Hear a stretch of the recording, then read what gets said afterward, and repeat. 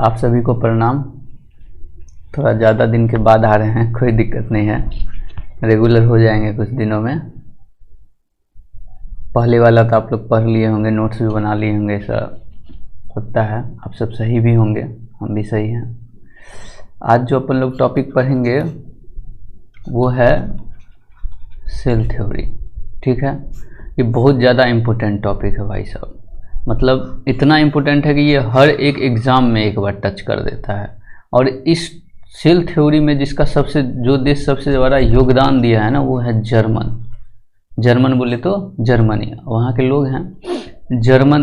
इसमें 3 साइंटिस्ट के नाम आते हैं जो यहाँ पे हम लोग को देखना है। कितने साइंटिस्ट हैं? 3।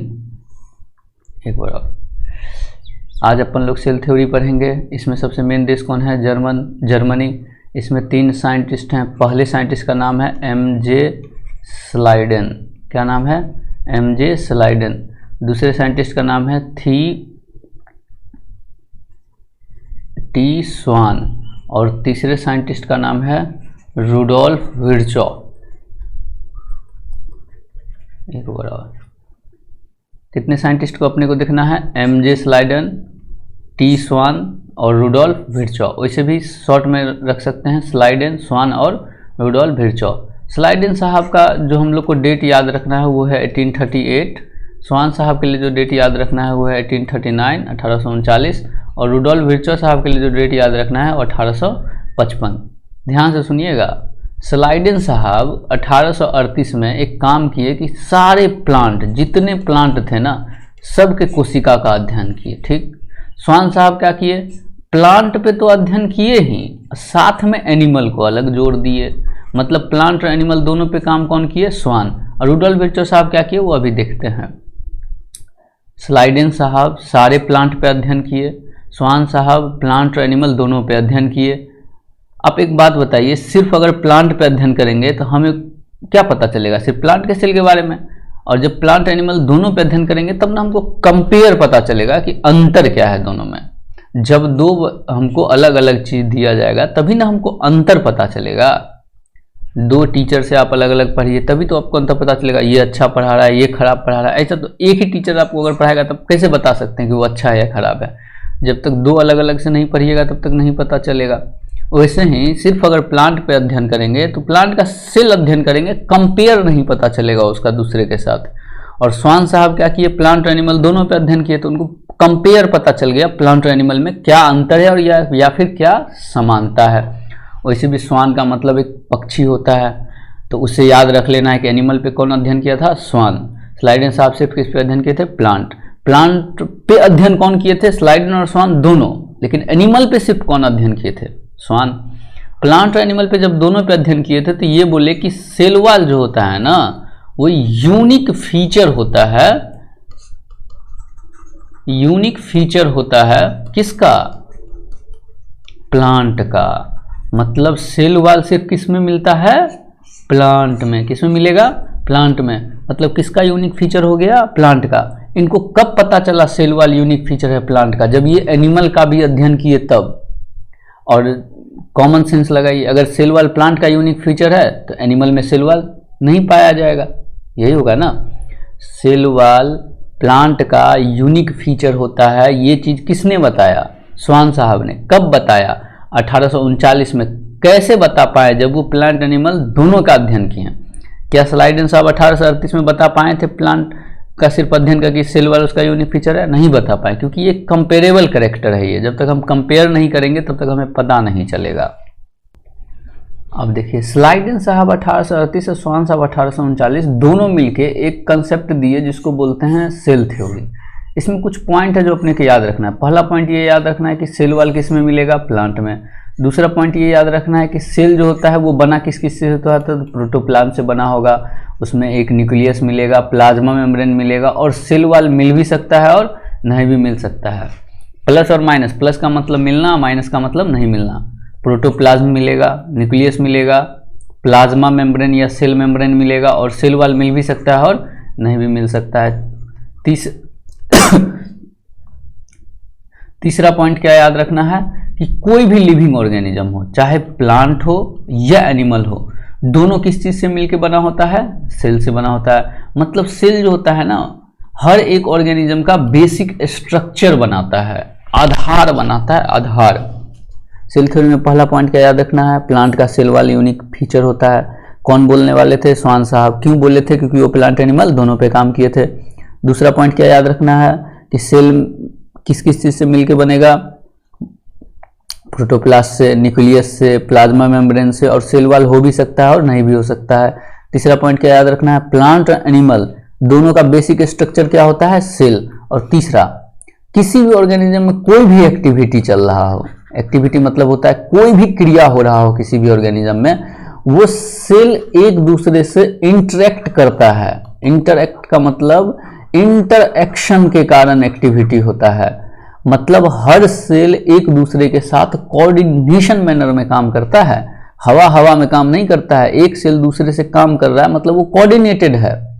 हम काम कर रहे हैं तो दूसरे को भी पता है कि हम क्या काम कर रहे हैं। तो जब वो सेल काम करेगा तो अगर उसको जरूरी नहीं हुआ तो वो दूसरा काम करेगा, मेरा वाला काम नहीं करेगा। मतलब कोई भी इंसान का काम, किसी भी इंसान में या किसी भी प्लांट में जो काम हो रहा है वो सेल के इंटरएक्शन के कारण हो रहा है। तो काम को ही क्या बोल देते हैं? एक्टिविटी। तो एक्टिविटी ऑफ प्लांट और animal is due to cell interaction. Means cell के इंटरेक्शन के कारण किसी भी जीव का क्या हो रहा है? यहां पर एक डाउट उठाया सब कि ये तो ठीक है, चलिए मान लिए, लेकिन ये हमको बताइए कि सेल बन कैसे रहा है? मतलब सेल ओरिजिनेट कैसे हो रहा है? ये थ्योरी हमको सब कुछ बता रहा है, लेकिन हमको ये नहीं बता रहा है कि सेल ओरिजिनेट कैसे हो रहा है, बन कैसे रहा है। तो इस चीज को क्लियर करने के लिए ही रुडोल्फ विर्चो साहब को आना पड़ गया, और वो क्या बताएं क्या नहीं बताएं वो अब देखते हैं।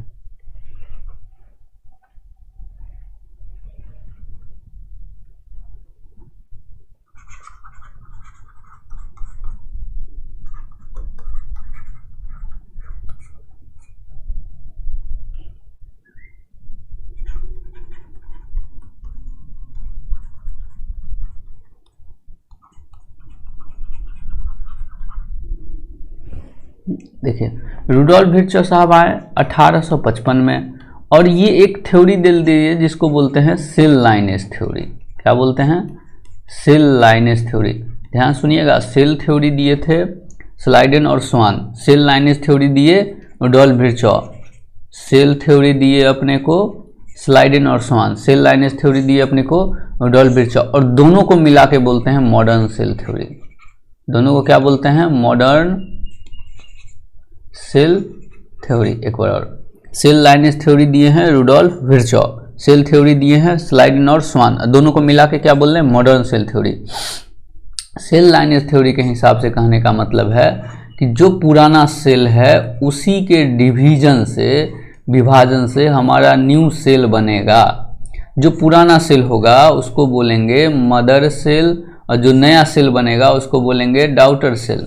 अब बोलिएगा सर कि मदर डॉटर ही क्यों बोलते हैं? क्योंकि जो फीमेल होती है ना, वही अगर अभी डॉटर बेटी है तो आगे जाके क्या बनेगी? मदर, और वही आगे जाके फिर डॉटर को जन्म देगी, फिर वो आगे। फादर और सन नहीं बोलेंगे हम, क्योंकि फादर का काम जन्म देने का नहीं होता है, सन का काम जन्म देने का नहीं होता है, फीमेल का काम होता है जन्म देने का। इसलिए जिस सेल से बनेगा उस सेल को बोलेंगे मदर सेल, और जो सेल बनेगा उसको बोलेंगे डॉटर सेल। एक बार, जिस सेल से बनेगा उसको क्या बोलेंगे? मदर सेल, और जो सेल बनेगा उसको क्या बोलेंगे? Daughter cell. तो मतलब सेल लाइनेज थ्योरी कहता है कि जो पुराना सेल है उसी के विभाजन से हमारा नया सेल बनेगा।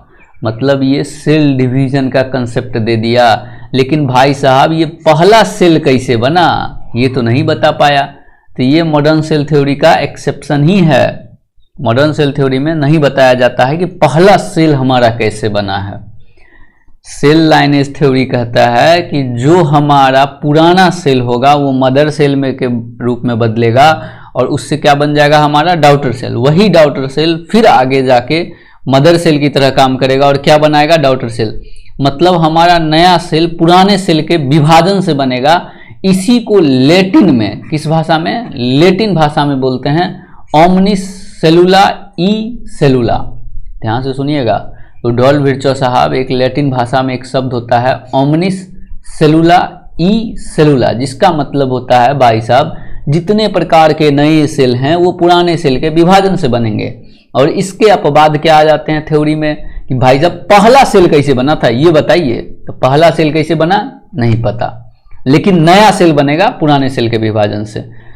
लाइनेज मतलब होता है मेंटेन रखना अपने रेस को, तो सेल लाइनेज थ्योरी में जो अपने को याद रखना है ओमनिस सेलुला ई सेलुला, जो एक लैटिन शब्द है जिसका मतलब होता है कि नया सेल पुराने सेल के विभाजन से बनेगा, जो दिए थे रुडोल्फ विर्चो साहब 1855, स्लाइडेन साहब 1838, स्वान साहब 1839, रुडोल्फ विर्चो साहब 1855।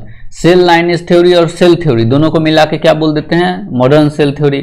स्लाइडेन साहब जर्मन के बोटनिस्ट थे, स्वान साहब और रुडोल्फ विर्चो साहब दोनों के दोनों जर्मन के फिजिशियंस थे। क्यों बोले थे कि सेल थ्योरी या मॉडर्न सेल थ्योरी में सबसे बड़ा योगदान किसका है, जर्मनी का, उसका रीजन था। क्योंकि देखिए एक जर्मन के बोटनिस्ट हैं और दो हमारे जर्मन के फिजिशियन हैं। एक बार पूरा रिवीजन करते हैं अभी तक जो पढ़े हैं।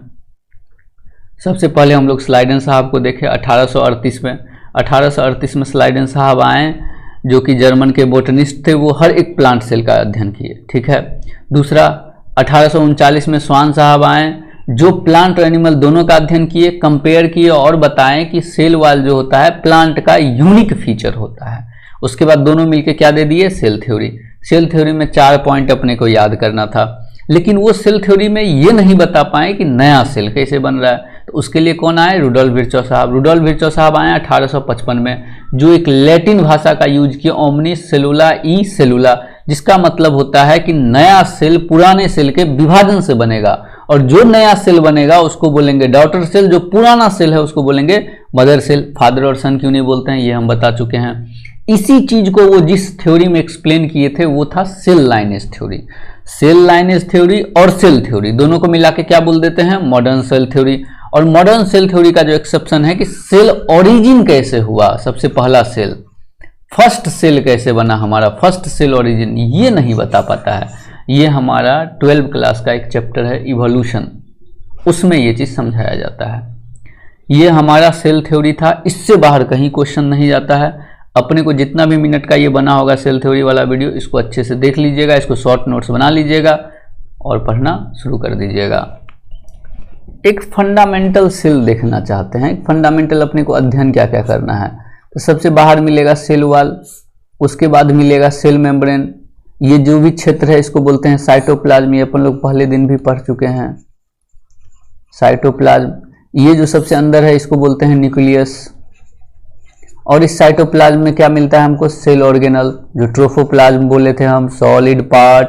सेल ऑर्गेनल कौन कौन सा हो सकता है, जैसे हमारे पास गोल्जी बॉडी आ सकता है, गोल्जी बॉडी जीबी बोलते हैं, ईआर आ सकता है, एंडोप्लाज्मिक रेटिकुलम, और हमारे पास 70S 80S राइबोसोम आ सकता है, या कहिए माइटोकॉन्ड्रिया आ जाएगा, क्लोरोप्लास्ट आ जाएगा, बहुत सारा है।